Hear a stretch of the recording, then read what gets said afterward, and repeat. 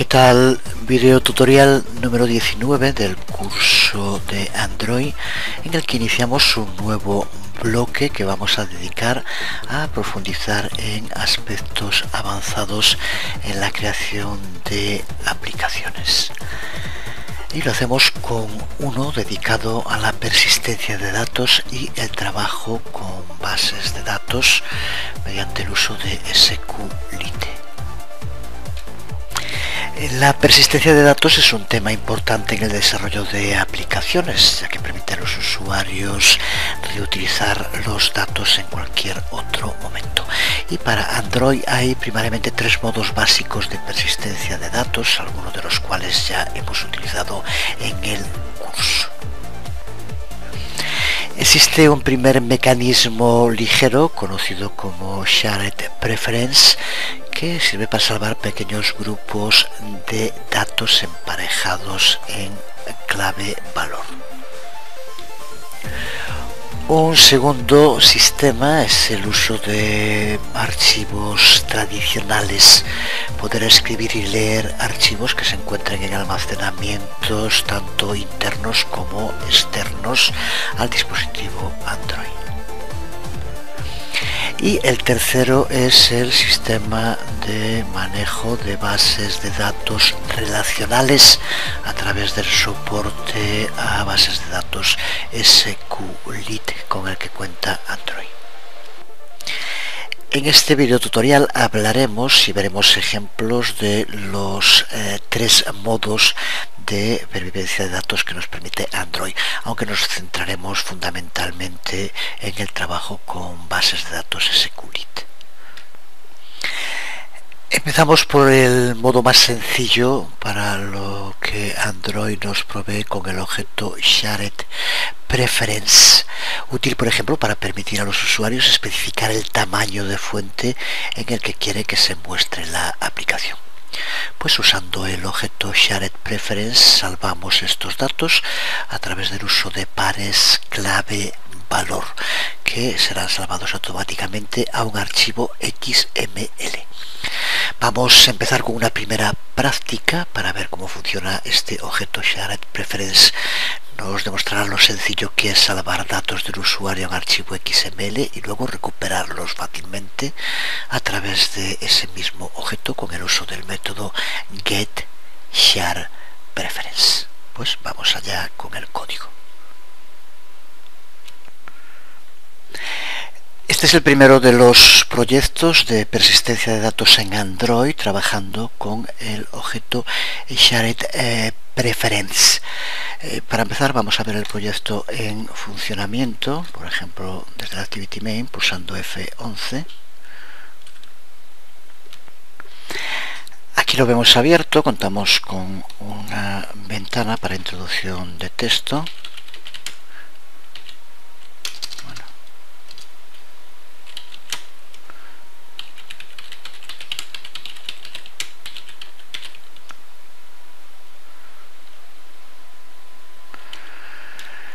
Y aquí contamos con una barra deslizable que permite aumentar el tamaño de texto, como vemos, y un botón salvar. Si pulsamos sobre salvar lleva a cabo el guardado de modo correcto. Aquí aparece tamaño fuente salvado correctamente. Recuerda que ya dijimos que Shared Preference se adapta bien para guardar por ejemplo las preferencias de un usuario en el tamaño de texto, fuente, color, podrían ser otros ejemplos. Esta preferencia ha sido guardada para un usuario concreto, para mí en este caso. Si ahora cerramos la aplicación y volvemos a abrirla,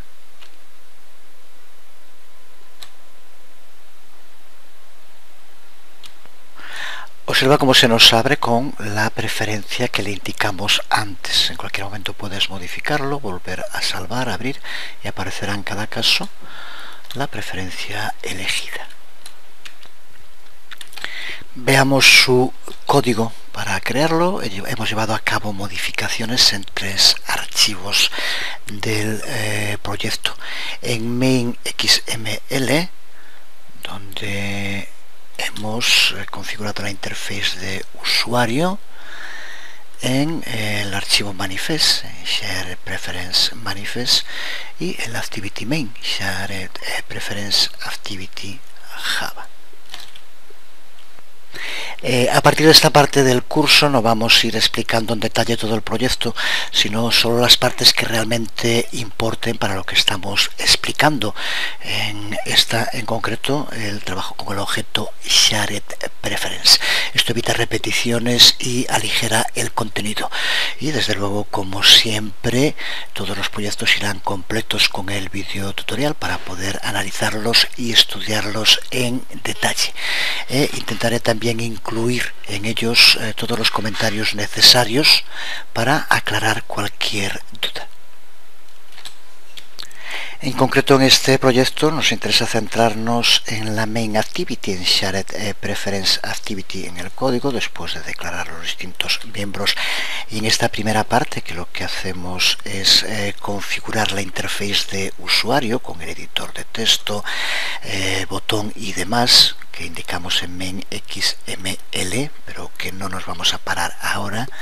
La clave aquí, como vemos, es el uso del método getSharedPreference. Aquí tenemos en Android Developers la clase SharedPreference y dentro de ella el método getSharedPreference, al que hay que pasarle un nombre como string y un modo, que va a ser una constante, es un integer. Aquí vemos las 4 constantes, los 4 posibles modos, que creo que son perfectamente entendibles. Modo privado, por tanto estos datos serán solo accesibles para la aplicación en concreto que los usa. Word Readable, si pueden ser leídos por cualquier aplicación. Word Writable, cuando pueden ser escritos también por cualquier aplicación. Y Mode Multiprocess, cuando una aplicación que tenga varios hilos, varios procesos que se pueda usar en esos procesos distintos, siempre que utilicen el mismo Shared Preference, desde luego. De nuevo, como dijimos muchísimas veces en la primera parte del curso, profundiza, creo que con esto teniendo claro ya para qué se usa, cómo utilizarlo, cuál es su sintaxis, ahora simplemente profundizar pues es trabajo y nada más, ni siquiera demasiado exigente. Así que por lo tanto, cuando llamamos al método getSharedPreference, tenemos que indicarle el nombre del archivo donde queremos guardar esas preferencias y el modo en el que estas serán abiertas. ¿Qué es lo que vemos en esta parte? Nombre pref es el nombre que le daremos al archivo donde se guardará la información, y el modo que utilizamos es mode private. Así que por lo tanto se trata de un archivo que solo podrá ser abierto por la aplicación que lo ha creado. A continuación, para entender el funcionamiento de este objeto SharedPreference, además del método getSharedPreference, la clave se encuentra en el uso de la interface editor, que forma parte también de SharedPreference, como podemos ver aquí. Y podemos ver aquí dentro de la documentación de Android, aquí tenemos esa interface editor. Esta interface editor es clave porque es la que nos permite salvar pares key valor, clave valor, y es la que los guarda en ese archivo preferencias que indicábamos antes, y para ello usa métodos como los que aquí vemos, path boolean, path flow, path integer, int, path long, path string, según el tipo de valor que queramos guardar. Siempre, como vemos, hay que indicar la clave key y el valor. ¿Qué es lo que hacemos en esta parte del código? Como puedes ver aquí, con el uso de editor pathFloat y editor pathString, y guardamos esos valores tam fuente key y valor texto key, que son dos constantes que definimos al principio, como ya tenemos que saber, y que recuperan esos valores que están en nuestra vista.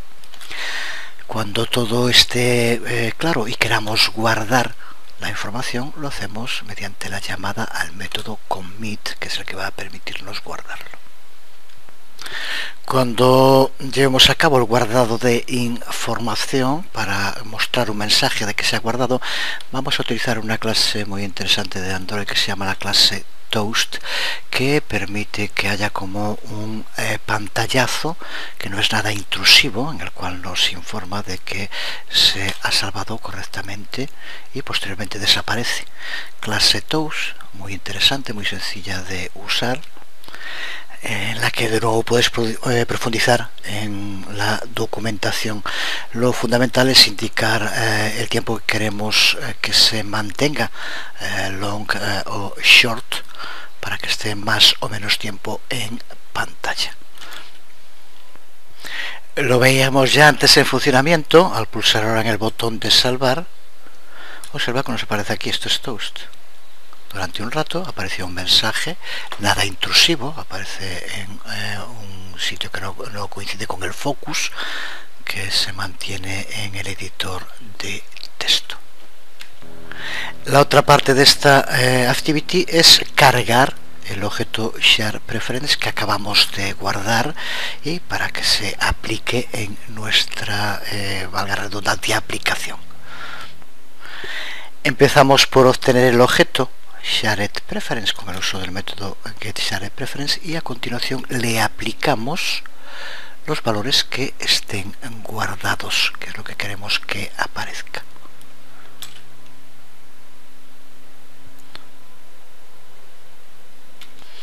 Veamos dónde se guarda el archivo con estas preferencias. Con la aplicación abierta vamos a DDMS y dentro del File Explorer vamos a Data y dentro de Data de nuevo a Data y aquí buscamos el paquete de nuestra aplicación, que en este caso es con videotutoriales SharedPreference, con videotutoriales Shared, le he llamado así, y dentro de aquí lo tenemos SharedPreference. Aquí tenemos mi pref XML. Este es el archivo XML donde se guarda la información. Ya dijimos que la guardaba, nos crea automáticamente un archivo XML que podemos copiar al disco duro y podemos visualizarlo. Que ya sabemos, en fin, no quiero repetirme, que lo podemos hacer desde aquí para hacer un pull al dispositivo. Lo guardamos en cualquier sitio, por ejemplo, vamos a guardarlo aquí.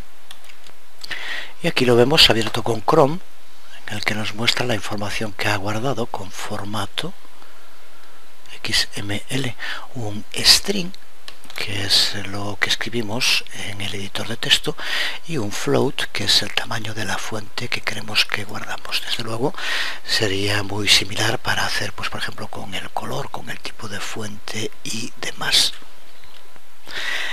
Terminar este primer apartado diciendo que además de getSharedPreference contamos también con el método getPreference. Ya dijimos que con getSharedPreference la información salvada dentro del objeto SharePreference es visible para todas las activities dentro de la misma aplicación. Pero si no queremos compartir esos datos entre activities, entonces podemos usar este otro método, el método getPreference, que no requiere tener que darle un nombre, es más sencillo de usar. Aquí puedes ver toda la información. Los datos salvados van a estar entonces restringidos a la activity que los ha creado y el nombre del archivo usado por preferencia será el de la activity que lo ha creado. Como es el único, pues no hay problema. Sería otra opción distinta del uso de getSharedPreference. El objeto SharedPreference sirve para guardar datos que pueden ser almacenados como pares clave-valor. IDs de usuario, fechas de nacimiento, géneros, DNI serían buenos ejemplos. Sin embargo, a veces puede que prefiramos usar el sistema tradicional de archivos para almacenar nuestros datos. Por ejemplo, podemos querer almacenar textos de poemas que queremos mostrar en nuestra aplicación, o como ya hemos visto en el curso, letras de canciones o similares. En Android podemos usar las clases del Java.io, Input output para hacerlo.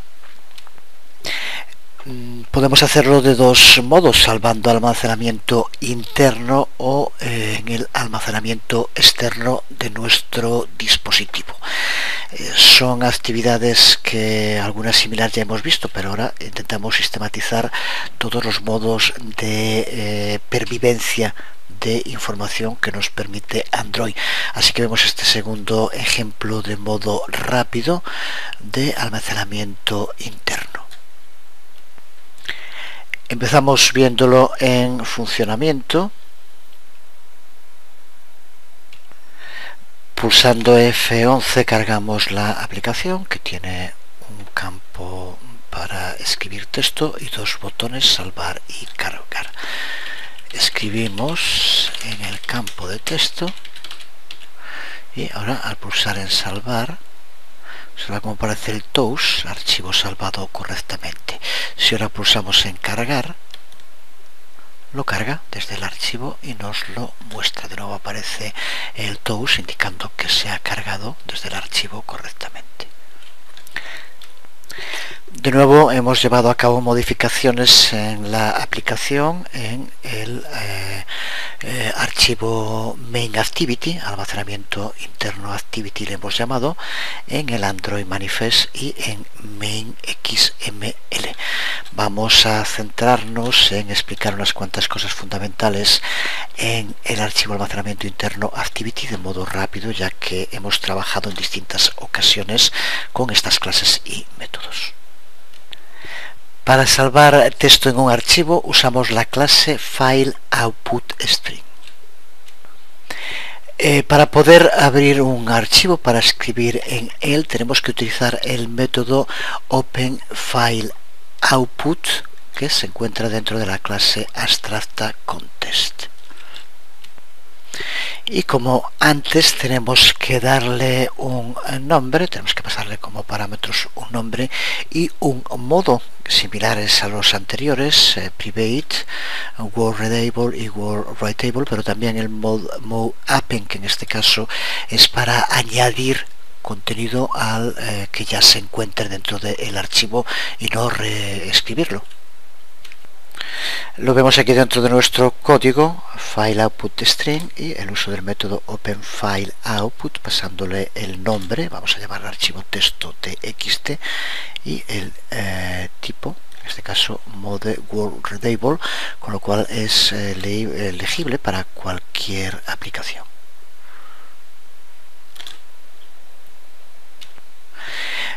Para convertir un string carácter en un string byte usamos una instancia de la clase OutputStringWriter, que es lo que vemos aquí, y a la cual tenemos que pasarle una instancia del objeto FileOutputString que creamos antes.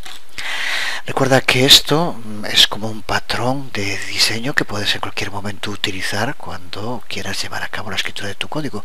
Por eso creo que es importante tenerlo unido y posteriormente poder reciclarlo. De nuevo son ese tipo de librerías, también por eso es importante que estén bien comentadas, que llegado el momento para crear funcionalidades en nuestra aplicación podemos hacerlo en minutos. Aquí tenemos la clase OutputStringWriter, en la que ya nos indica aquí que es una clase que sirve para convertir un carácter string en un byte string, que es lo que queremos hacer, lo que necesitamos.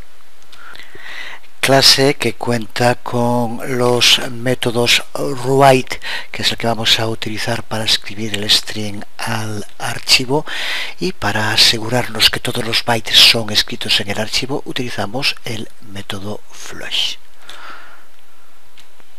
Y finalmente utilizamos el método close para cerrar el archivo. Creo que a estas alturas tiene que estar muy claro lo que hacemos.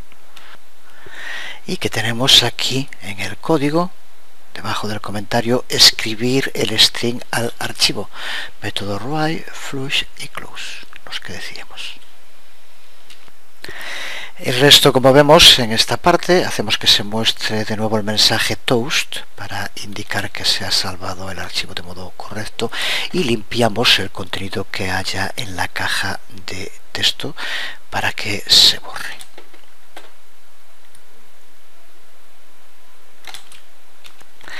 la siguiente parte de la aplicación, que va a ser poder leer el contenido que hemos guardado en ese archivo.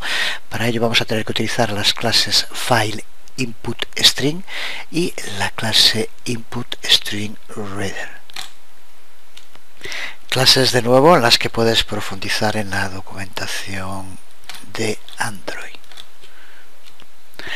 A diferencia de lo que pasaba con el objeto shared preference, aquí no podemos saber el tamaño que va a tener el archivo leído, así que lo que hacemos es que el contenido se vaya leyendo en bloques de 100 en 100 caracteres dentro de un buffer de caracteres array.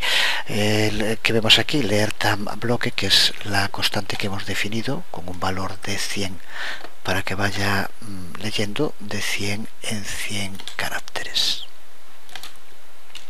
Y estos caracteres leídos son guardados dentro de un string. Utilizamos un loop while para que vaya incluyendo todos esos caracteres dentro del string.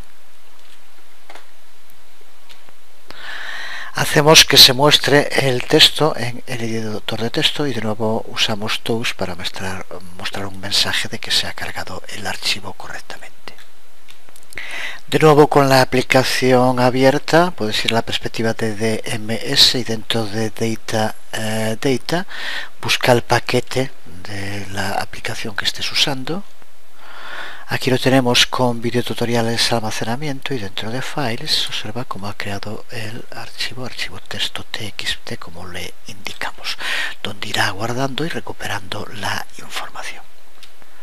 Y aquí vemos otro ejemplo de aplicación en la que se usa el almacenamiento externo.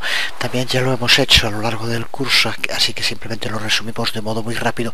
Incluso es la aplicación exactamente la misma que la anterior, por tanto en XML como el almacenamiento externo prácticamente no hay que cambiar nada y simplemente modificamos la lógica del funcionamiento de la activity main para que en lugar de guardar en almacenamiento interno lo hagan en almacenamiento externo. Aquí vemos esta versión de la aplicación que es exactamente igual que la anterior, simplemente aquí ahora el nombre es el almacenamiento externo. De nuevo escribimos, bueno, ahora escribimos algo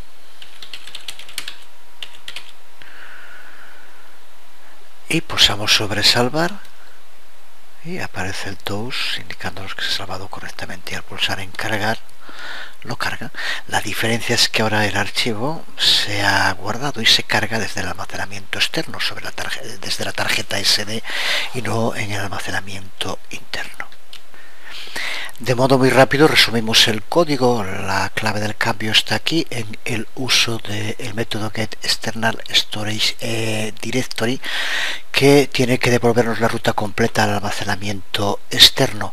La ruta SDCAR si es para un dispositivo real o MNT-SDCAR para el emulador Android. Sin embargo, nunca debemos de poner la ruta absoluta, sino que lo utilizamos aquí, tarjeta SD y get absolute path, y posteriormente el nombre que queremos darle a un directorio mis archivos que creamos y donde vamos a guardar el archivo. Vamos a llamarle archivo texto txt. Indicar también, ya lo sabemos porque lo hemos hecho, que para poder escribir en el almacenamiento externo tenemos que darle en el manifest, en este caso el almacenamiento externo manifest, el permiso write external storage. No nos paramos más, de nuevo irá la aplicación con el video tutorial y con comentarios en cada uno de los pasos clave si tienes cualquier duda.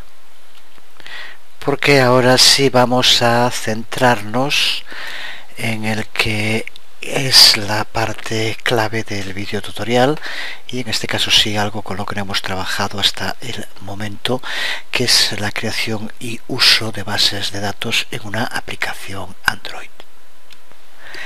Hasta aquí todas las técnicas que hemos visto son útiles para salvar grupos de datos simples, pero para salvar datos relacionados es mucho mejor usar una base de datos. Por ejemplo, si queremos almacenar los resultados de todos los estudiantes de una escuela o todos los miembros de un club deportivo.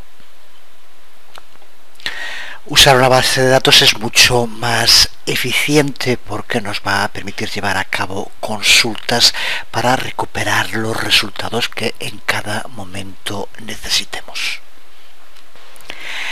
Para empezar a trabajar con bases de datos en Android debemos tener claras unas cuantas cosas. En primer lugar, Android usa el sistema de datos SQLite o SQLite para los puristas y cazadores de subvenciones, que queda muy molón decirlo así.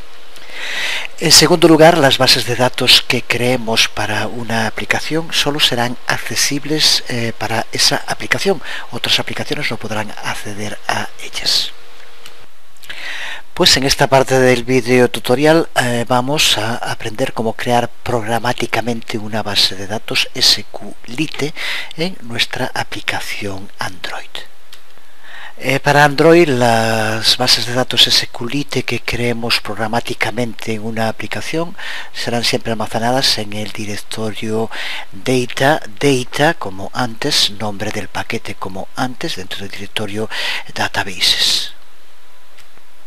Y una buena práctica para tratar con bases de datos es crear una clase helper para encapsular todas las complejidades de acceder a los datos, de modo que nos lo va a hacer todo más transparente y sobre todo reutilizable en cualquier caso que necesitemos crear y utilizar bases de datos.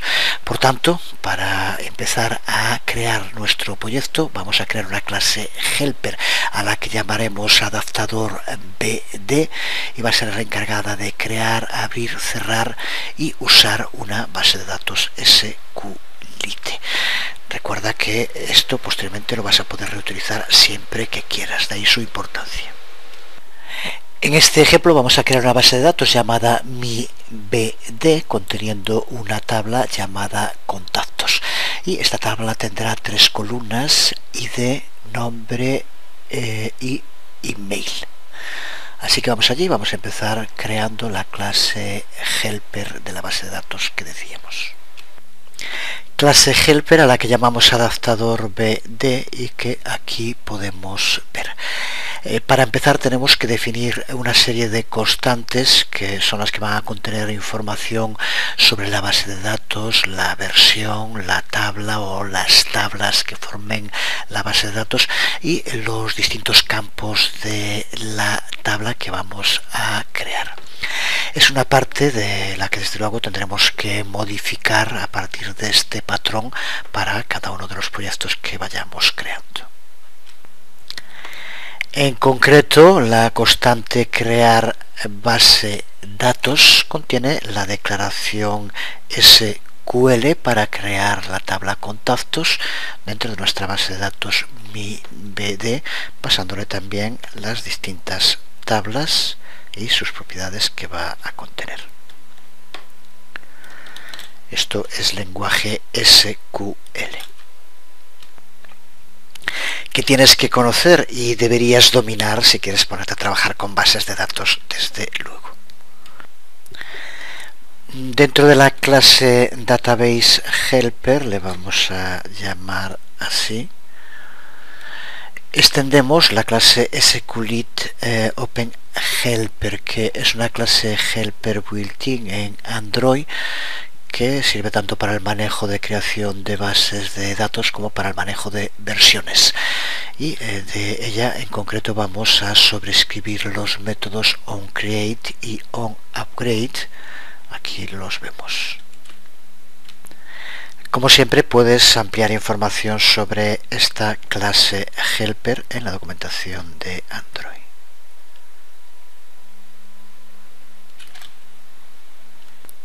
El método onCreate es el que va a estar encargado de crear la nueva base de datos si no existe, y como vemos en SQL le pasamos como parámetro crear base de datos, la constante que decíamos hace un momento, donde incluimos la consulta SQL para crear la tabla contactos y los campos que la forman.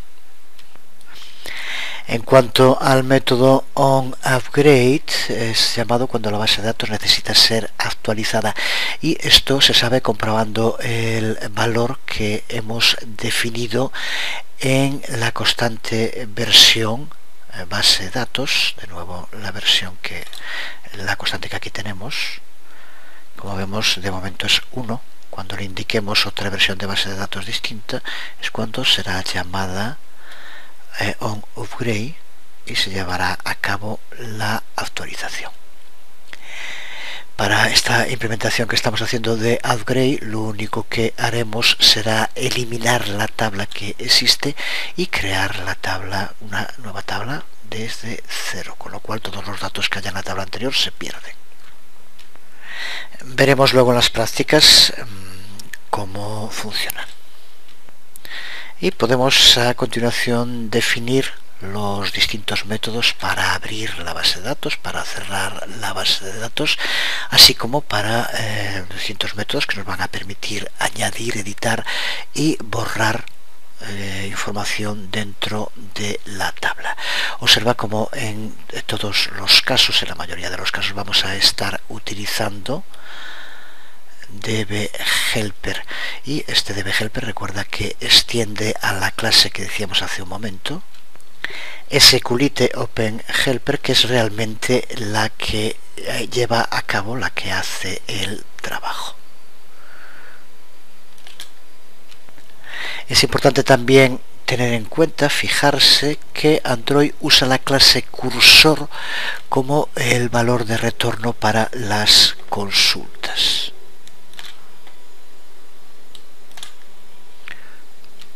Aquí vemos en la documentación de Android, dentro de Android Database Cursor, se trata de una interface que podemos considerar como un puntero al conjunto de resultados que devuelve una consulta a la base de datos. Este uso de cursor, de nuevo, que va a llevar a cabo Android, habilita al sistema operativo para un manejo mucho más eficiente de las filas y las columnas cuando es necesario en las consultas que llevemos a cabo. Así que de nuevo una interface muy a tener en cuenta, porque se va a usar muchísimo cuando trabajemos con bases de datos, ya que es el modo en el cual Android va a recuperar la información. Actúan como punteros.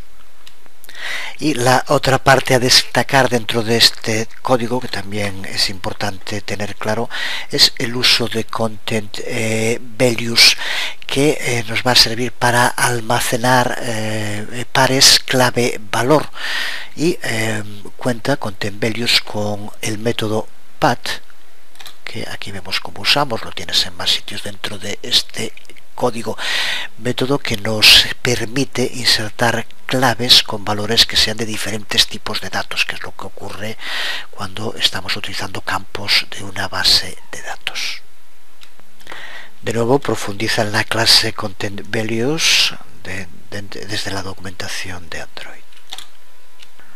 Pues ahora que tenemos nuestro helper para la base de datos creado, es cuando vamos a empezar a crear. Ya podemos empezar a crear y trabajar, usar bases de datos programáticamente mediante el uso de código. Y lo primero que vamos a hacer es añadir contactos dentro de la base de datos con este sencillo código que aquí podemos ver. Primero lo que hacemos es crear una instancia de la clase adaptador BD, nuestra clase helper que acabamos de crear. Y usamos los métodos que creamos antes. Llamamos al método abrir para abrir la base de datos, y el método insertar contacto para insertar los contactos en la base de datos, pasándole como parámetros los valores para los campos de la tabla. Vamos a incluir dos contactos y simplemente después cerramos la conexión con la base de datos mediante el uso de dbcerrar. Este método de insertar contacto, que podemos ver dentro de nuestra clase helper, aquí lo tenemos, y que lo que nos va a devolver es el ID de cada uno de los contactos en la base de datos. Si por alguna razón no puede añadirlo, devuelve -1. Vamos a ejecutarlo mediante el uso de F11, por ejemplo, para que se abra en el emulador. Y aquí vemos que se ha abierto en el emulador. De momento solo aparece el mensaje que ponemos en el label, pero no aparece nada porque lo único que hemos hecho es guardar información dentro de la tabla de la base de datos. Base de datos y contenido que podemos ver con la aplicación abierta en el emulador. Podemos ir a la perspectiva de DMS y en el File Explorer dentro de Data tenemos que buscar el paquete, que en este caso es Convio Tutoriales Base Datos, y aquí en el directorio Databases dentro observa cómo se encuentra la base de datos MiBD, que como hicimos antes podemos copiar al disco duro y ver. Una vez descargado el archivo, es una base de datos SQLite y hay editores para poder llevar a cabo tanto la visualización como la creación.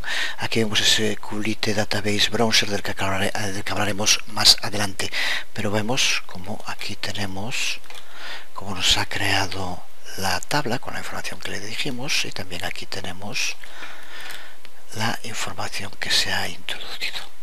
Así que de momento con esto ya vemos cómo nos ha creado la base de datos y la tabla con la información que le indicamos. Veamos ahora cómo podemos recuperar todos los contactos que tengamos en la base de datos. Para empezar comentamos el código anterior de añadir contactos y aquí tenemos el código para poder obtener los contactos. Para hacerlo usamos el método de nuestra clase helper obtener todos los contactos, que lo que hace es recuperar los contactos que estén almacenados en la base de datos. Método obtener todos los contactos, que aquí tenemos, y en el cual, como vemos, hacemos la consulta. Recuerda que estos resultados son devueltos como un cursor, así que por lo tanto ahora para poder tratar con esa información de vuelta tenemos que utilizar métodos del objeto cursor. Para mostrar todos los contactos primero tenemos que llamar al método moveToFirst, método que, como estamos diciendo, forma parte de esa clase, de la clase cursor. Si es correcto, lo que significa que al menos hay una fila disponible, entonces mostramos los detalles del contacto mediante el uso de displayContact. Y para movernos al siguiente contacto llamamos al método moveToNext. Mediante el uso de un loop to while se estará haciendo mientras haya contactos que recuperar. Cuando se acaben, pues se cerrará la conexión con la base de datos. Y para mostrar la información utilizamos de nuevo Toast, al que hacemos que muestre como texto la información que recuperamos, la ID, el nombre y el email. Y le indicamos en este caso que esté más tiempo con el uso del show length long, del que ya hablamos también antes. Pues probemos de nuevo nuestra aplicación. En este caso hay que estar atentos porque recuerda que con el uso de Toast irán apareciendo y desapareciendo cada uno de los contactos, así que cuando se cargue tenemos que entrar para verlo ya. De momento se está cargando la aplicación. La carga está llevando a cabo la depuración y observa como aquí van apareciendo en el Toast la información. Como no pusimos ningún tipo de filtro, antes lo hice 2 veces y copió 2 veces los datos, pero bueno, esto es lo de menos. Lo que nos interesa es ver el funcionamiento. Veamos ahora cómo hacer para recuperar un único contacto, usando para ello su ID. Tenemos que usar el método obtener contacto método de nuevo definido en nuestra clase helper.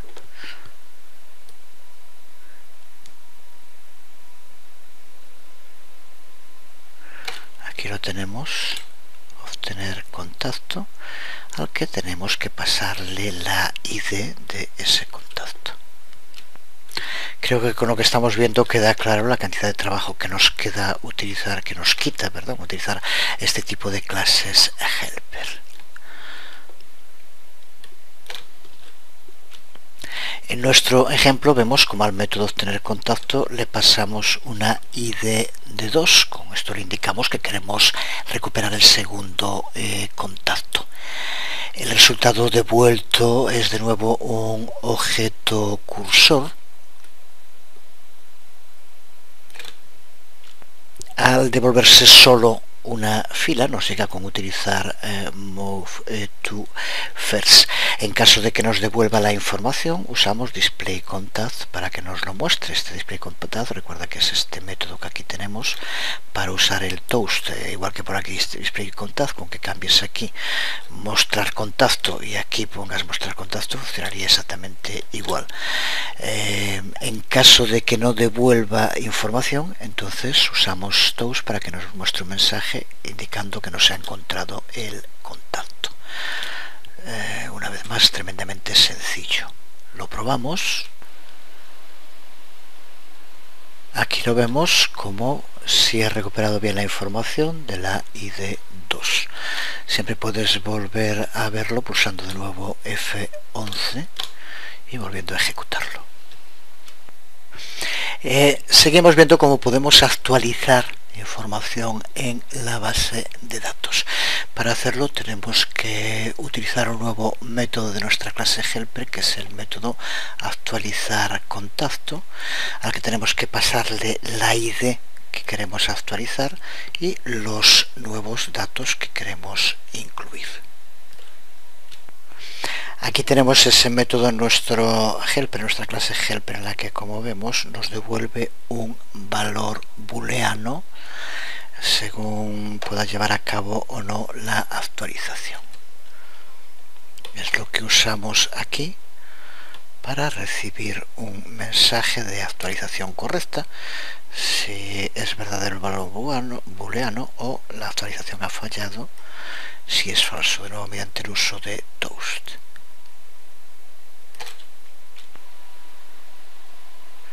Aquí vemos cómo nos indica que se ha llevado a cabo la actualización correcta.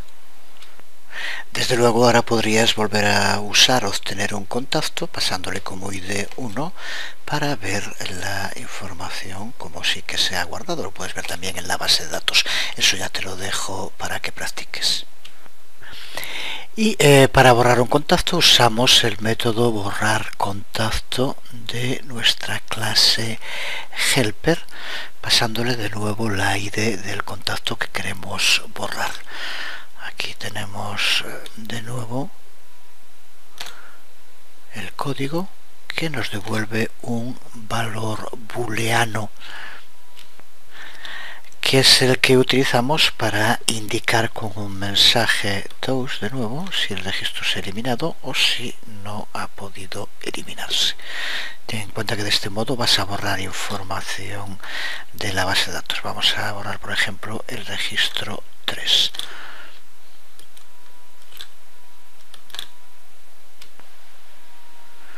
Observa como aquí aparece el registro eliminado. Por tanto, ese registro 3 ahora ya no se encuentra. Como antes, puedes usar alguno de los otros métodos para ver la información, obteniendo un contacto en concreto o obteniendo todos los contactos para verlo. También en la base de datos puedes editarla y verlo. Terminamos el vídeo tutorial viendo cómo podemos precrear nuestras bases de datos SQLite y luego añadirlas a nuestra aplicación sin tener que crearlas programáticamente como hicimos antes. Para precrear una base de datos SQLite podemos usar muchas de las herramientas libres que hay disponibles en Internet. Por ejemplo, la que decíamos antes, SQLite Complete Database Browser, que es gratuita y está disponible para varias plataformas desde la página que aquí ves en SourceForge. Una vez instalado podemos crear una base de datos visualmente de modo muy sencillo. Pulsamos en crear nueva base de datos, le damos un nombre, vamos a llamarle por ejemplo contactos 2, y ahora aquí, como vemos, podemos ir añadiendo tablas y campos a la tabla. Vamos a llamarle a la tabla por ejemplo miembros, y ahora aquí podemos ir añadiendo campos. Vamos a añadir un campo ID, y aquí en el tipo de campo vamos a poner integer primary key, y hacemos lo mismo con los otros. Nombre, test,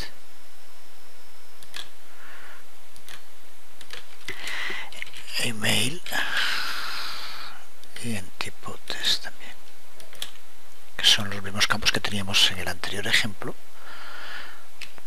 Y una vez que estemos de acuerdo con la estructura para la tabla y la base de datos, pulsamos en Create, y ya vemos como aquí se nos ha creado dentro de nuestra tabla, dentro de nuestra base de datos, la tabla miembros con los campos ID, nombre, email del tipo que le indicamos. Una vez creada la tabla, añadir registros es también muy sencillo. Aquí estamos, pulsamos en New Record y le damos un nombre,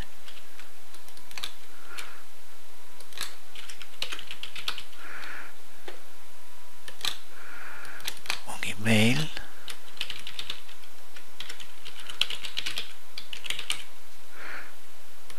y podemos seguir añadiendo todos los registros que queramos haciendo lo mismo.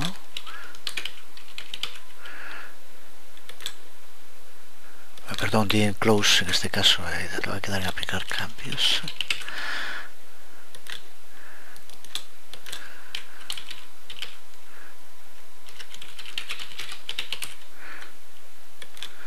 Y así podríamos seguir poblando, pero ya tenemos nuestra base de datos creado de modo rápido. Podemos guardarla en cualquier momento. Veamos ahora cómo podemos usar esa base de datos dentro de nuestra aplicación sin tener que escribirlo. Tenemos que colocarlo dentro de Assets con el nombre que le dimos. Recuerda que, por ejemplo, vamos a borrarlo un momento de aquí para ver cómo hacemos. Simplemente si tú ves encima, la tienes copiada y pulsas aquí pegar, y observa cómo tenemos ahora aquí contactos 2 en este caso. Tienen que estar todo en letras minúsculas para que funcione. Cuando ejecutemos la aplicación, que en un momento veremos el código, copiará esa base de datos que tenemos en Assets dentro del sitio donde tiene que estar en los archivos de nuestro dispositivo. Por eso vamos a borrarlo. Podríamos llamar también de otro nombre, pero para ver el funcionamiento vamos a borrarlo. Ya sabemos cómo hacerlo de otras veces para que aquí no haya ninguna base de datos. Si se llama igual, sobreescribiría los datos también que aquí se encuentran, así que es importante que no tengamos una base de datos con el mismo nombre. También decir que en la base de datos que acabamos de crear hay alguna diferencia respecto a la que creamos programáticamente. Si recuerdas, a la que acabamos de crear ahora, a la tabla, en lugar de contactos le llamamos miembros. En fin, podemos ya hacerlo también todo igual, pero así nos sirve para ver cómo tenemos que cambiar el adaptador. Vamos a crear una nueva versión del adaptador, a la que llamamos por ejemplo BD2, y lo único que tenemos que crear, porque es lo único que modificamos, es aquí en tabla base de datos, modificamos contactos por miembros. Si hubieras hecho algún otro cambio, pues habría que llevar a cabo aquí el cambio también, pero en este caso con esto nos llega. Y desde luego ahora en base de datos activity, cuando llamemos a nuestra clase helper, en lugar de llamar a BD, llamamos a BD2. Con esto ya está, y aquí tenemos el código, que lo que hace es que cuando la aplicación se ejecute, copiará la base de datos que colocamos en Assets dentro del directorio con el nombre data, el nombre de nuestro paquete, que en este caso es con videotutoriales base de datos, dentro del directorio databases, y con el nombre que aquí le indiquemos. Vamos a llamarle mi bd como antes, aunque podríamos llamarle como quisiéramos. La clave está en el uso del método copydb, método que aquí puedes ver. De nuevo, método estándar que se puede encontrar en librerías. Está aquí, por lo tanto podríamos llamarle como quisiéramos, copiar bd, por ejemplo, pero bueno, lo dejamos así, es lo de menos. Aquí es donde va a llevar a cabo la copia de la información. Y observa cómo vamos a utilizar un input string y un output string, pero el input string es para leer desde el archivo fuente, el que tenemos en el asset, y luego escribimos al archivo destino usando el objeto output string. En fin, trabajo con Java y nada nuevo. Observa cómo también utilizamos cursor para ir accediendo a la información que se lee y que hay que escribir. Y el resto es simplemente usar de nuevo Toast para que nos muestre la información de los contactos que incluye la base de datos. Junto con el video tutorial irán todos los archivos, que en este van a ser bastantes. Irá por tanto adaptador BD Java y adaptador BD2 Java. También incluiré todos estos métodos que hemos ido usando para trabajar en base de datos en un archivo base de datos activity, y este otro código en el cual copiamos la base de datos desde assets irá como base de datos activity 2. Simplemente cambia eso si quieres utilizarla y ver el funcionamiento. En fin, moverte entre los archivos que vayan de ejemplo, seguro que no tienes ningún problema. Así que bueno, yo creo que es un tema sobre el que se suele preguntar mucho, cómo trabajar con base de datos en Android, en general cómo poder persistir datos y reutilizarlos en cualquier momento. Espero que con este video tutorial quede claro. Seguiremos con más temas en los próximos videotutoriales. Por hoy nada más, os hablo Jesús Conde, nos vemos.